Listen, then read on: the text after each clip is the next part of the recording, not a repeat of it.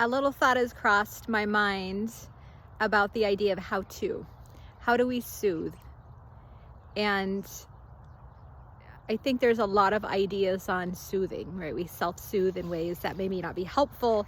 We have habits that we engage in that help us calm down, whether they're distractions or whether they're activities.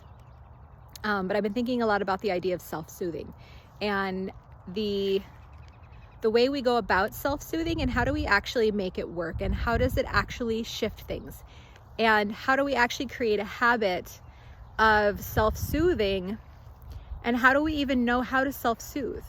If we're not taught how to soothe ourselves when we're stressed or when we're emotional, we have these experiences as adults where we get stressed out and we don't know how to self-soothe.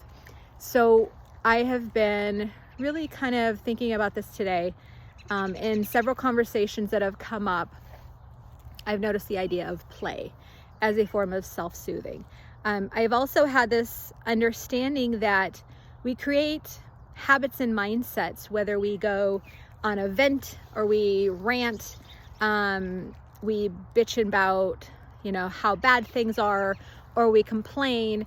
All of these are a red flag that we need to listen to something. And having a terrible mindset or venting or complaining really is the inside of us saying, hey, we need to be heard and seen. It's also a habit of going into the mental and working with mind and words instead of working with emotions. So self-soothing is indicated often when we are overwhelmed, when we start to lose our connection with who we want to be, we start to default to old patterns. Those are all indication that we need self-soothing. And to need self-soothing means that we need to check in with emotional self. Like, what does our emotional self need? And how are we actually feeling? What is going on in the emotional world? Like, what is our emotions doing? What do they need?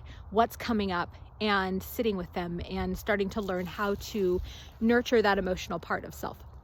And when we start to do that, there's multiple ways. Some is feeling the discomfort, some is sitting with it, some is bringing in the reality of the truth of what today is. And sometimes it's just decompressing and playing.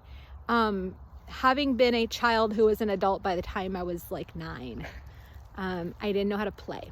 So as an adult, I'm learning what play is for me, which is a form of decompression. From someone who does a lot and moves a lot and is busy.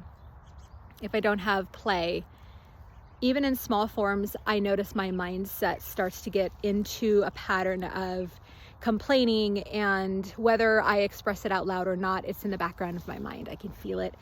It's like, oh, I'm working so much. I just want this, and I'm gonna and it really is because I'm not getting enough play, and I'm not getting enough acknowledging my feelings, and I'm also having a crappy mindset because then something is not being resolved within myself.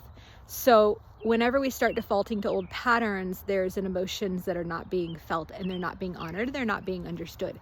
So instead of going into these mindsets where we bitch and complain, or we, go into these absolutes of like, oh, it never works out, this is never going to happen, this is never going to change, we can start going, okay, what part of me is needing something? What part of me is feeling something that I'm not feeling? And what can I do to get that part of me to be seen, heard, and felt? So the how-to self-soothe is a quick, easy step of what do your emotions need and what are you doing about it?